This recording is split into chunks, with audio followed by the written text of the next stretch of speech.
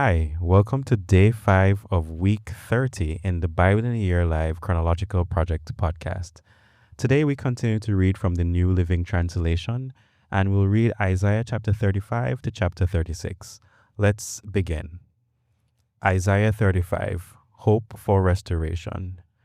Even the wilderness and desert will be glad in those days. The wasteland will rejoice and blossom with spring crocuses. Yes, there will be an abundance of flowers and singing and joy. The deserts will become as green as the mountains of Lebanon, as lovely as Mount Carmel or the plain of Sharon. There the Lord will display his glory, the splendor of our God. With this news, strengthen those who have tired hands and encourage those who have weak knees. Say to those with fearful hearts, be strong and do not fear, for your God is coming to destroy your enemies. He is coming to save you. And when he comes, he will open the eyes of the blind and unplug the ears of the deaf. The lame will leap like a deer, and those who cannot speak will sing for joy. Springs will gush forth in the wilderness, and streams will water the wastelands. The parched ground will become a pool, and springs of water will satisfy the thirsty land. Marsh grass and reeds and rushes will flourish where desert jackals once lived, and a great road will go through that once deserted land. It will be named the Highway of Holiness. Evil-minded people will never travel on it. It will be only for those who walk in God's ways.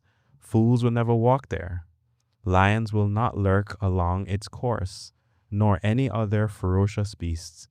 There will be no other dangers. Only the redeemed will walk on it. Those who have been ransomed by the Lord will return. They will enter Jerusalem singing, crowned with everlasting joy. Sorrow and mourning will disappear, and they will be filled with joy and gladness. Isaiah chapter 36. Assyria invades Judah. In the 14th year of King Hezekiah's reign, King Sennacherib of Assyria came to attack the fortified towns of Judah and conquered them. Then the king of Assyria sent his chief of staff from Lachish with a huge army to confront King Hezekiah in Jerusalem. The Assyrians took up a position beside the aqueduct that feeds water into the upper pool near the road leading to the field where cloth is washed. These are the officials who went out to meet with them: Eliakim, son of Hilkiah, the palace administrator, Shebna, the court secretary, and Joah, the son of Asaph, the royal historian. Sennacherib threatens Jerusalem. Then the Assyrians' king, chief of staff, told them to give this message to Hezekiah. This is what the great king of Assyria says. What are you trusting in that makes you so confident? Do you think that mere words can substitute for military skill and strength? Who are you counting on, that you have rebelled against me? On Egypt? If you lean on Egypt, it will be like a reed that splinters beneath your weight and pierces your hand. Pharaoh, the king of Egypt, is completely unreliable. But perhaps you will say to me, we are trusting in the Lord our God. But isn't he the one who was insulted by Hezekiah? Didn't Hezekiah tear down his shrines and altars and make everyone in Judah and Jerusalem worship only at the altar here in Jerusalem? I'll tell you what, strike a bargain with my master, the king of Assyria. I will give you 2,000 horses if you can find that many men to ride on them. With your tiny army, how can you think of challenging even the weakest contingent of my master's troops? Even with the help of Egypt's chariots and charioteers. What's more, do you think we have invaded your land without the Lord's direction? The Lord himself told us, attack this land and destroy it. Then Eliakim, Shebna, and Joah said to the Assyrian chief of staff, please speak to us in Aramaic, for we understand it well. Don't speak in Hebrew, for the people on the wall will hear. But Sennacherib's chief of staff replied, do you think my master sent this message only to you and your master?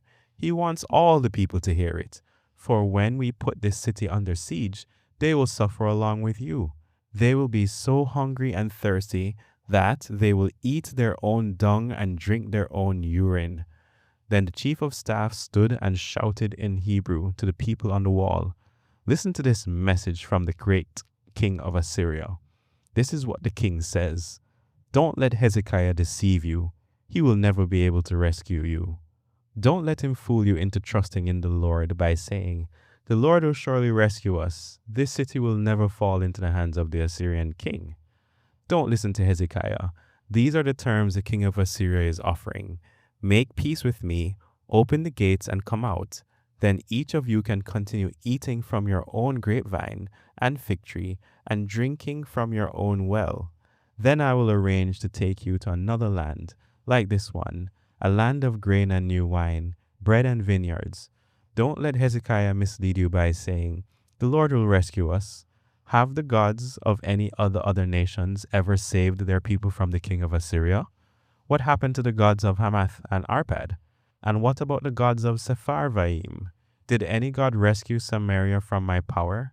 What god of any nation has ever been able to save its people from my power?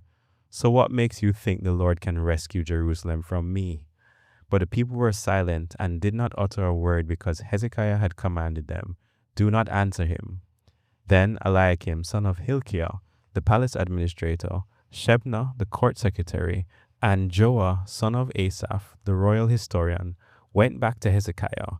They tore their clothes in despair, and they went in to see the king and told him what the Assyrian chief of staff had said. Here ends the reading for today. And remember that every Sunday at 6:30 p.m. on Zoom, we review all the things that we've done during the week, and we speak about them, looking for more insight into God's word. You can join that meeting with us, and the information to do that is in the description below. Or you can find that information also on our website, along with other resources and information about what we do here at the Bible in a Year Live project at www.BIAYLproject.com. Happy reading, and we'll see you again here tomorrow.